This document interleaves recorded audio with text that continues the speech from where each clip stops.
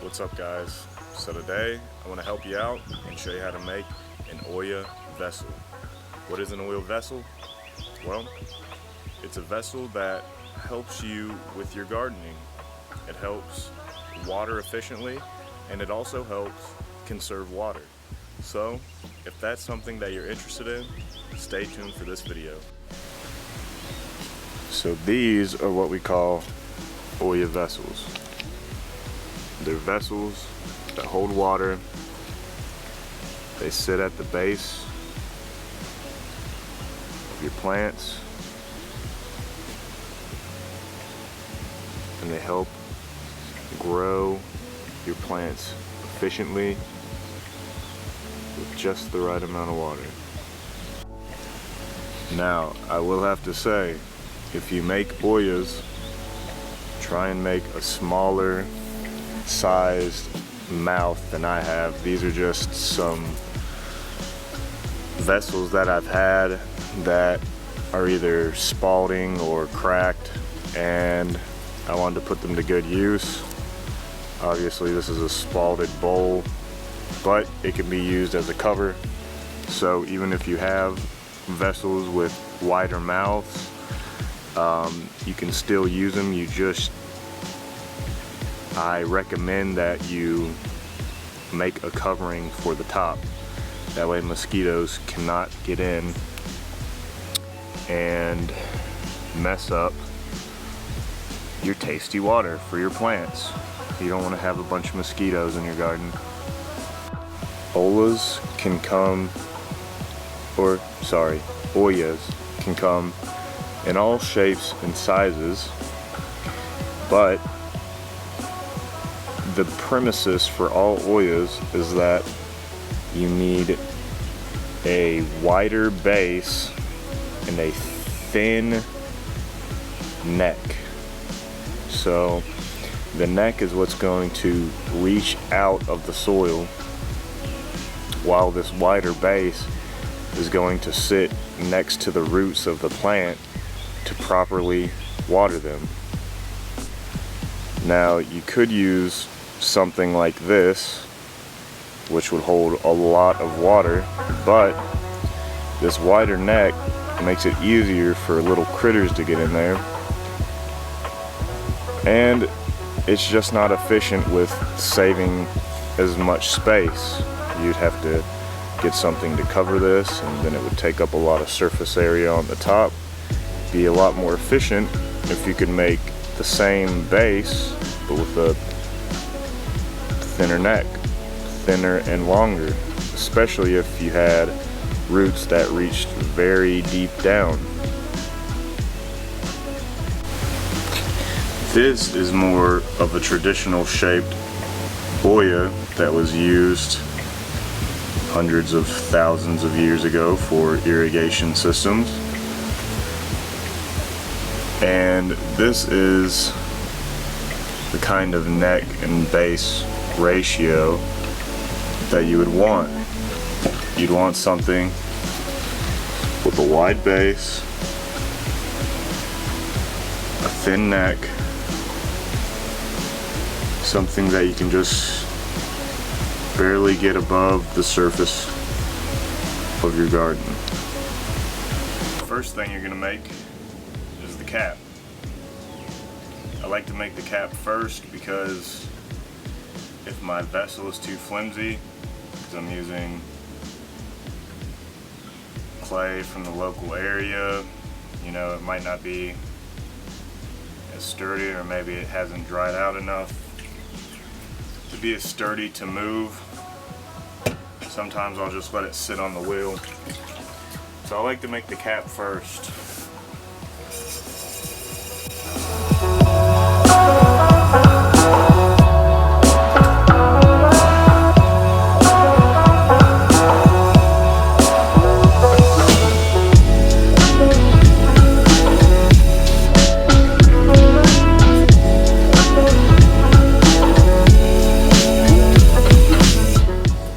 Now, you don't want to make the cap too big, but you don't want to make it too small either. So if I think the cap is going to be a little bit bigger and I don't feel like trimming off any of this clay, all I do is just push in this center piece and kind of make a slope.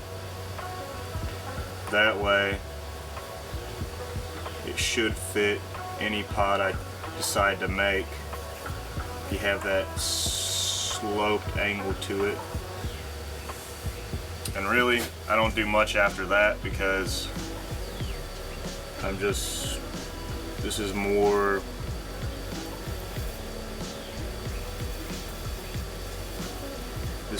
just for keeping the bugs off. You can make it as decorative as you want, but I don't really care.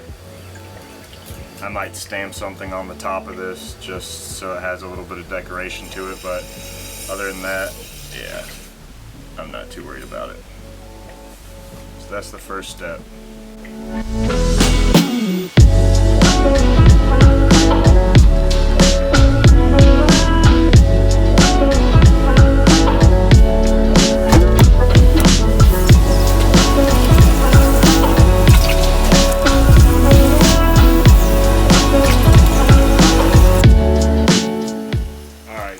So it's pretty simple.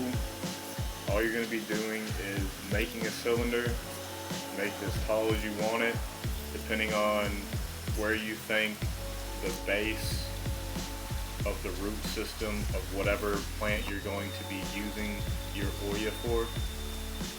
So most of mine are about 4 to 6 inches.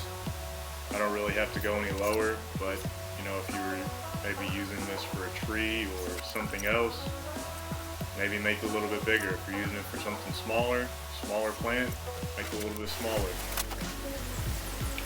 So if you don't know how to make a neck, which I'm not saying I am the best at, I like to use the 6 points of contact. I showed it there just a minute ago, and you don't really have to trim off the top. I just like, well, I mean, if you're using a lid, then yeah, you might need to trim off the top. I'm not the best with making these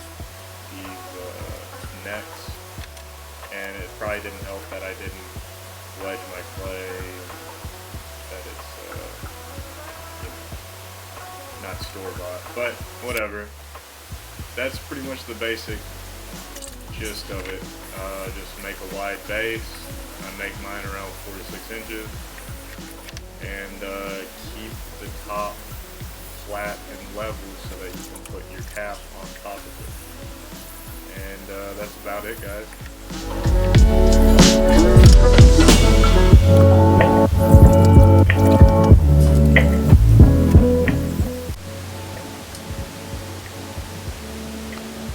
So guys, this is a fun little project you can do. The good thing about Ollas is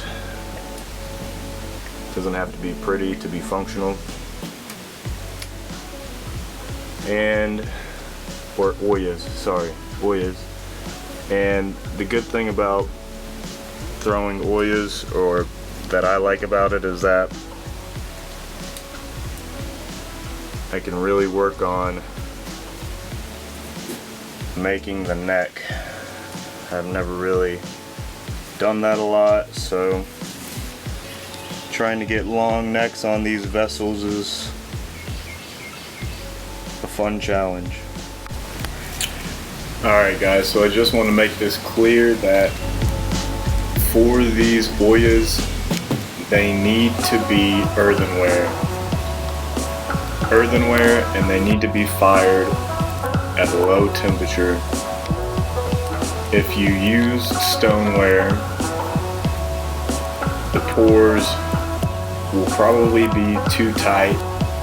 You need something with large open pores. Earthenware is the one that can easily do this. So make sure, if you've watched this video and you think you want to make some Ollas, get some earthenware clay and go to your backyard and make some. But yeah, I just wanted to make sure that everyone knew that watched this video and is about to commit to making those.